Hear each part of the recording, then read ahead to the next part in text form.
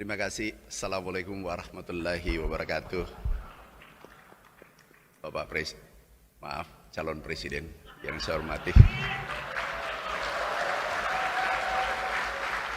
Bapak Prabowo Subianto. Biasanya ucapan adalah doa. Hadirin yang saya cintai, saya banggakan. Undangan saya tadi itu adalah peserta. Tiba di sini jadi narasumber. Kemudian masuk tadi ditanya, Bapak dari partai apa? Aku bingung jawabnya. Aku beritahu saja, Partai 08. Izin Pak Prabowo, ini baru kedua kalinya aku tampil. Selama 4 tahun kami di hutan. Jadi ahli pertanian jurusan pertambangan. Kami di lapangan.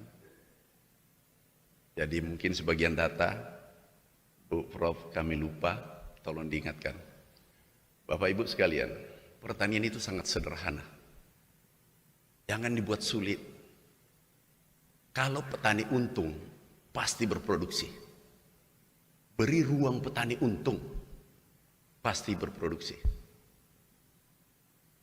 Kami pernah lakukan, karena ini waktunya singkat, dengan teman-teman Komisi 4, mengeluarkan kebijakan satu,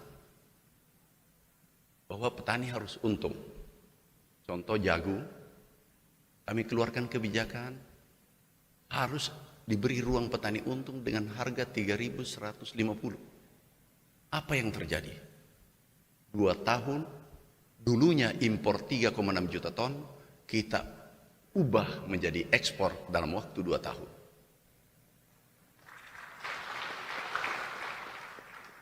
Coba kita lihat, perhatikan. Karena harga menguntungkan, kuburan pun ditanami. Ini di Jogja. Bahkan dia diskusi dengan saya, petaninya, Pak Menteri, kuburan aku tanami karena tidak ada lahan. Dia berdoa, ya nenekku, aku tanami pusaramu karena harga jagung lagi membaik. Kemudian di Sumatera, di tengah sawit, ada 40.000 hektar ditanami jagung. Dulu hanya tumbuh rumput, sawit TM0 sampai TM4. Tanah menghasilkan umur 1 tahun, 2 tahun, 3 tahun, 4 tahun. Ini bisa ditanami jagung di tengahnya. Dan itu luasnya 10 juta hektar seluruh Indonesia. Kemudian di Lampung pinggir jalan ditanami jagung. Karena kebijakannya tepat. Dulu kalau produksi naik, impor masuk. Ini yang membunuh petani secara massal. Ini kita harus lanjutkan kebijakan seperti ini. Bapak Ibu sekalian, karena waktunya sangat singkat, kemudian balik ke nomor 1, kebutuhan dasar untuk kedaulatan pangan. Kalau dasarnya bermasalah, pasti ujungnya bermasalah. Pupuk, maaf Bapak Ibu, sewaktu kami serah terima, itu swasembada. Saya katakan ini mampu bertahan 2 tahun kalau programnya tidak dilanjutkan. Permintaan pupuk dari petani itu 24 juta hektar, tapi yang dipenuhi hanya 14 juta hektar. Yang dipenuhi adalah 9 juta ton. Akhirnya seluruh petani Indonesia berteriak, mana pupuk subsidi kurang dan seterusnya. Kalau tidak ada pupuk, pasti tidak berproduksi. Nah maaf,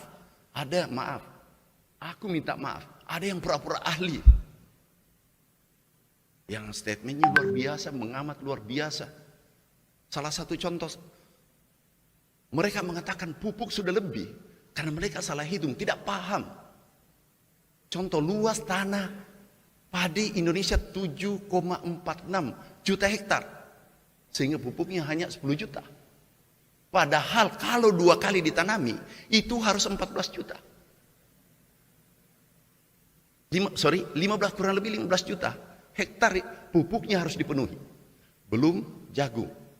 Jagung 4 juta. Belum kedelai. Belum tanaman lainnya. Sayuran dan seterusnya. Itu harus subsidi. Jadi kalau ingin berproduksi dengan baik, penuhi kebutuhan dasar, yaitu pupuk subsidi sesuai kebutuhan petani, bukan sesuai keinginan pemerintah.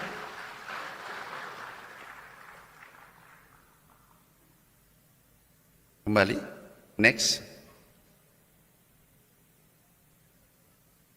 Irigasi. Kami mencoba melihat Jerman, lihat Taiwan. Indonesia ini luar biasa. Kita ini bisa bertani 12 bulan dalam setahun. Negara lain hanya 6 bulan, 7 bulan dan seterusnya karena ada salju, musim salju. Kita 12 bulan.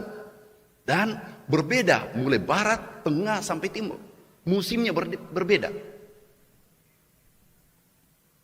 Kalau kami lihat di Jerman, airnya recycle bisa 40 kali. Indonesia boro-boro 40 kali, 1 kali pun tidak. Aku temukan di Kalimantan. Airnya mengalir ke laut. Sehingga saya keluarkan slogan, saya sampaikan dulu kepada seluruh masyarakat petani, jangan biarkan air hujan yang jatuh di bumi Indonesia mengalir ke laut sebelum dia menjadi pangan.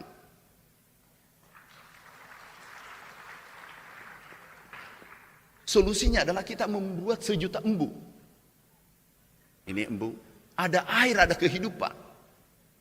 Pertanaman bisa 2 kali yang biasanya 1 kali.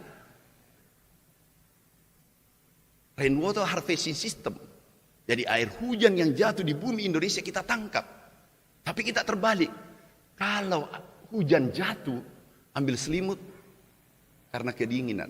Begitu kering kerontang, baru keluar cari hujan. Ini orang kualat.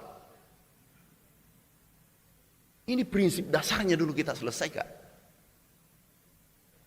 Dulu kita gaungkan membangun 1 juta embung di seluruh Indonesia.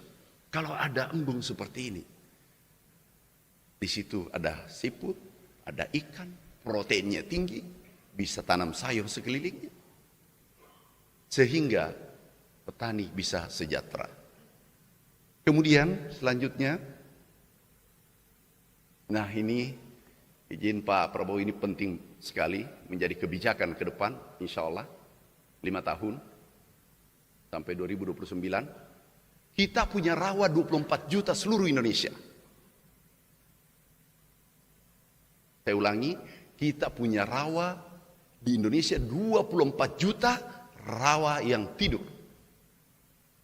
Kami mencoba, waktu itu kami kerjasama dengan TNI, kami disoroti, kami dikritik.